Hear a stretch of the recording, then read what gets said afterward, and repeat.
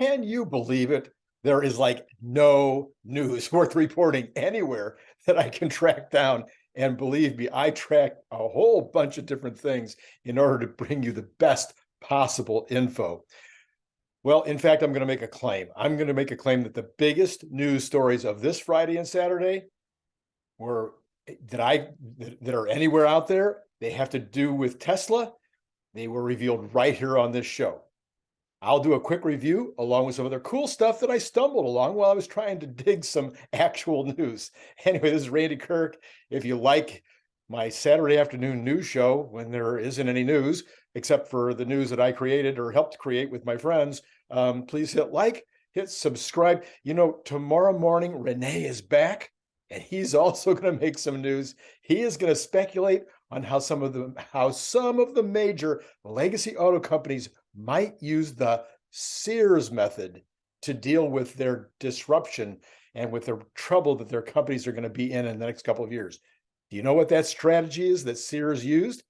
Well, Rene and I will tell you all about what Sears did and how that might be 100% applicable to the legacy automobile companies.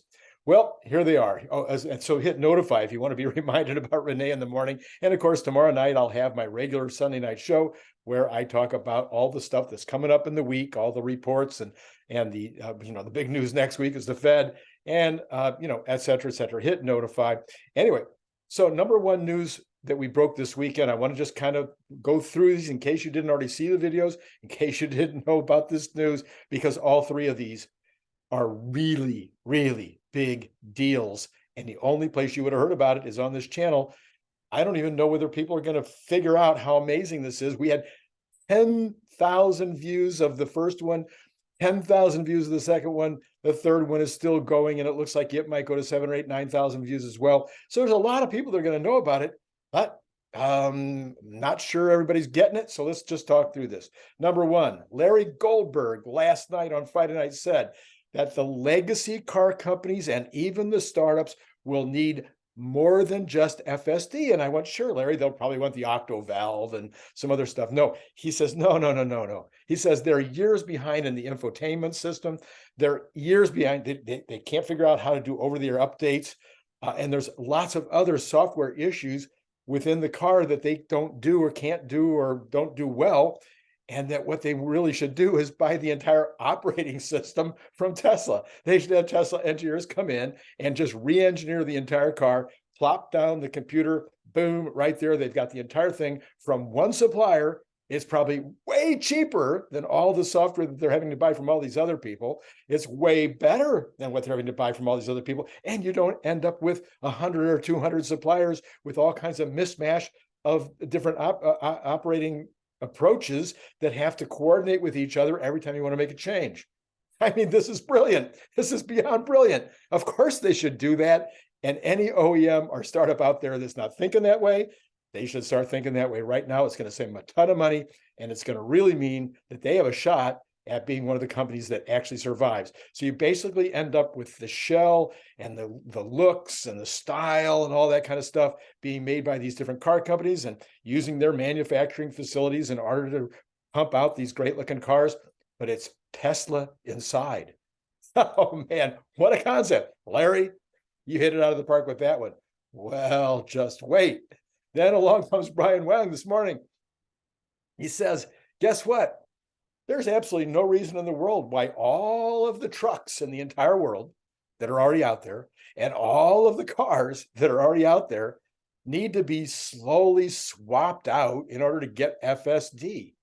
No, when FSD is ready to go, Tesla can create retrofit packages. They will make trillions.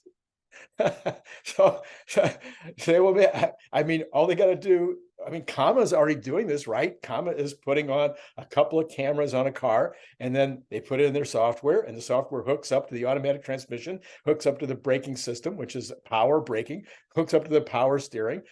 It's all just hooks in, and away you go. In fact, I think if I remember right, that Comma says it's something that a weekend mechanic can do to his own car. Anyway, they're selling those for a lot of money, I think. And it's not nearly as good as FSD, never will be, because of course FSD has all of the neural net learning. So anyway, Brian says he thinks they should start with the trucks, because the trucks are the ones that can gain the most. They would be far more efficient. They don't need a driver, et cetera, et cetera. So all of a sudden you could have all the trucks.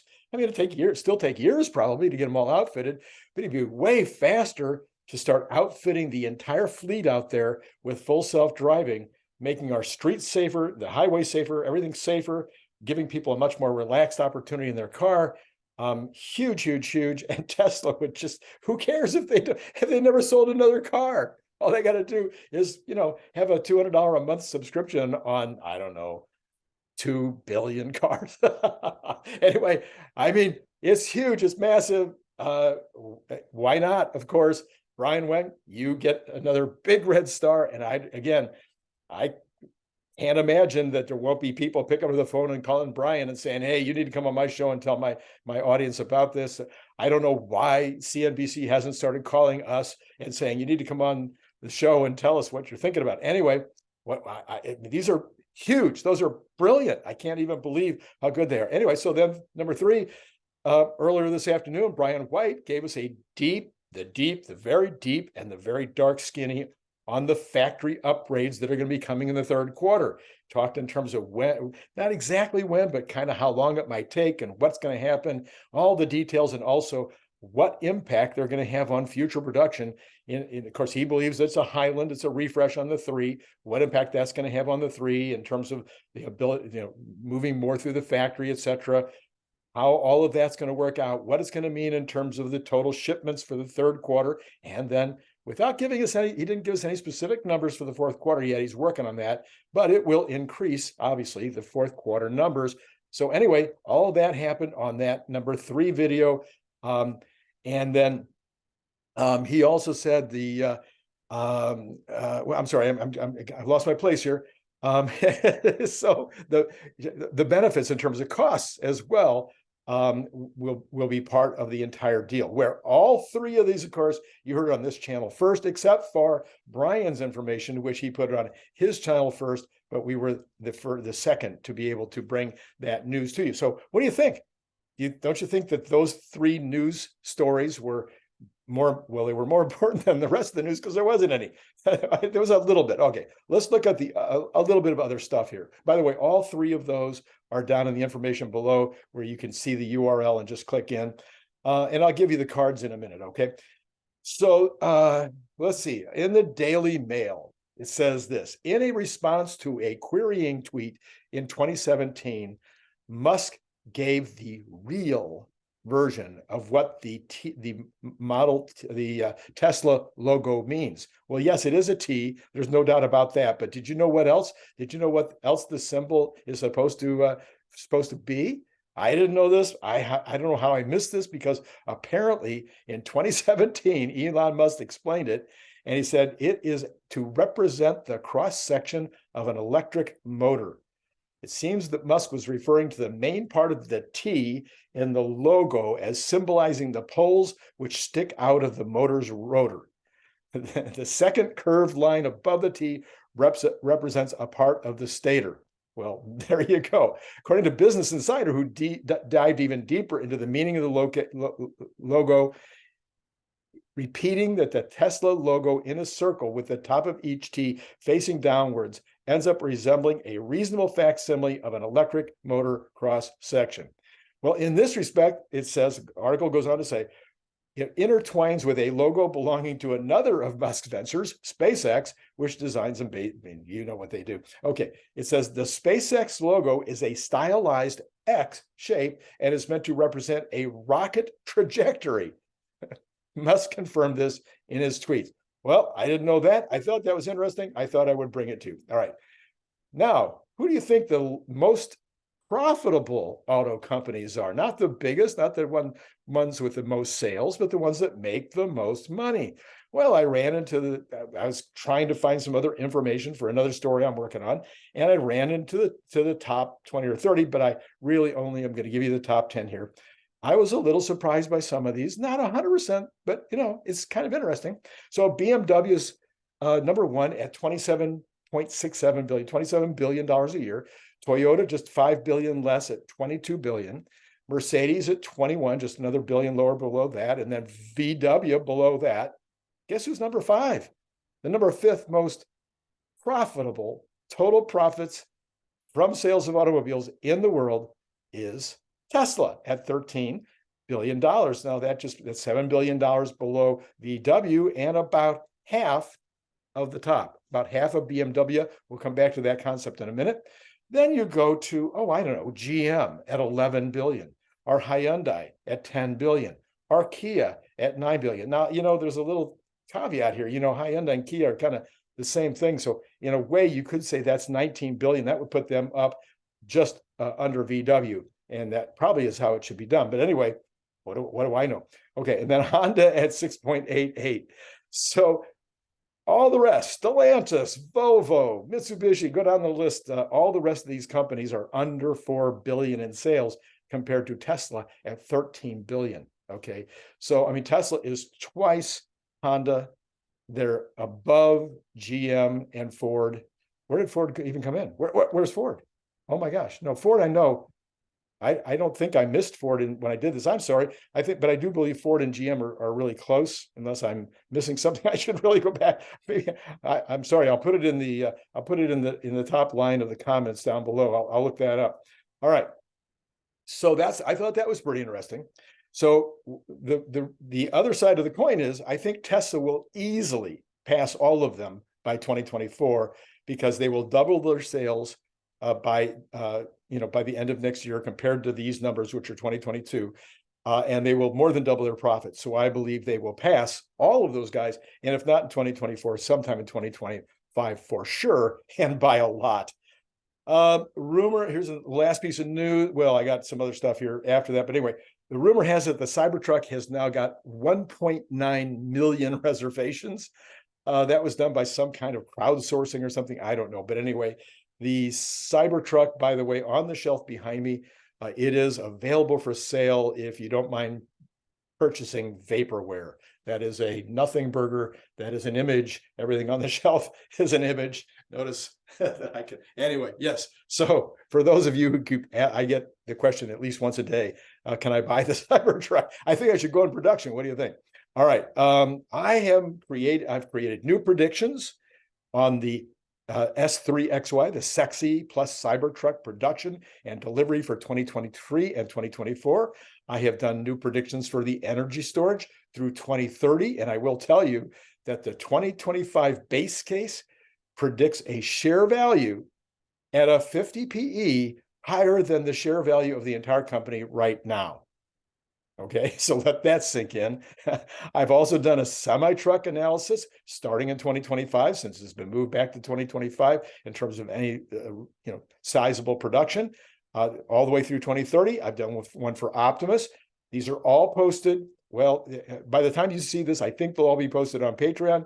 You can join Patreon for free for 7 days. Go up, take a look at all of them. Happy to have you come up and take a look, but you're going to have to at least take the test ride at Patreon to see them. I will be doing videos about all of these over the next week or so. It might take me 2 weeks or 3 weeks before I get to all of these, but I will be doing videos on them. Trueflation popped up a bit today, but it's still at 2.24. The only thing that really went up was transportation costs and food and beverages.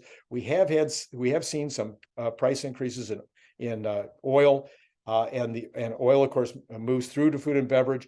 We also might be seeing some reaction to the Russians, bombing the port and the wheat and anyway, that might be affecting food prices a little bit, but the amount is really, really minor, and I don't think it'll continue. I think we'll see this trueflation number continue to go down. I do expect Tesla to pop up somewhat on Monday. The stock, I think it'll go up. That theory could be dashed by the NASDAQ reset. I'm guessing that I know for sure all the major players have already moved around their portfolios in anticipation of the reset. We don't know the numbers. NASDAQ hasn't told us what the numbers are going to be, but you can do the math if you're really good at that kind of stuff. And I'm sure these major companies have already done the math and they have a pretty good idea what's going to happen. So Monday could turn into a normal day or not, depending on that, what the what that reset turns out to be. But also, there's some people that think this might actually be a natural rotation out of the tech stocks that have done so well, and that people might want to take some profits and start spreading them around into some stocks that haven't already, popped yet, that might be undervalued at this point. Don't know, can't figure it out. What I do know is Tesla has had a run from 101 to virtually 300. The sell-off from 300, on Thursday is not that shocking. In fact, I kind of said it was going to happen. And in fact, I think I hit the number 255. I think I did that on Friday morning, and that's exactly how low it went. I think we will not be below that 255, but crazier things have happened. But I'll give you way more updates on that on tomorrow night's show, on my Monday morning show. It's tomorrow night that I do the Monday morning show. And then the Monday morning show, that's the real Monday morning show, which is after the bell at 7:10. I will give you the update based on the early information that's coming in at that point. Now, if you'd like to see those details that I was telling you about with regard to the Larry White, there's the card for the Larry White. I forget which side it's on. Anyway, Brian Wang, there's the card for the Brian Wang video. And then finally, there's the Brian White card that's above as well. I'm sorry, Brian, that I butchered your name again. It's spelled W-A-N-G. For those of you who don't know it, it's pronounced Wang. And I sometimes do below that. Anyway, so I apologize, Brian. Anyway, now, have I told you about my books lately? If you haven't bought the Elon Musk mission yet, I just don't understand why you haven't bought it. If you're a Tesla fan or a Musk fan, I'm just kind of shocked that you haven't bought it. It is available in Audible, the audio version, from Amazon. If you don't like reading, and I know a lot of you folks probably aren't big readers. There's so much good stuff in there from Brian Wang of The Next Big Future, from Dr. John Gibbs, better known as Dr. Know-It-All, and from my co-author, Lars Strandritter, of Best in Tesla. I mean, they wrote tons and tons of the content that's in the Elon Musk mission. 80% of that content that's in there is still as fresh as it was when we wrote it. There's about 20% stuff has already happened. It was written last November, and stuff moves fast in the Tesla world. But there's huge amounts. I guarantee, I promise you, I'll give you a money back guarantee if you don't find one item on every single of the 300 some pages, 200, I forget. It's a very thick book, by the way. This is not a little tiny book. This is a thick book. If you don't find something on every single page that you go, oh, I didn't know that, well, then send me a comment in one of my videos, or look me up on Twitter and send me a DM. On Twitter, I'll send your money back. All right. Anyway, that's all I got for you today. We'll be seeing you in the morning. Tomorrow morning, don't forget, you've got that Rene will be back, and he'll talk about what did Sears do when they realized they were toast, and will some of the other legacy auto companies do the same thing when they realize they're toast? That'll be tomorrow morning. Hit like, hit subscribe, hit notify so you can be notified about that. And as always, it's been phenomenal talking to you. Bye now.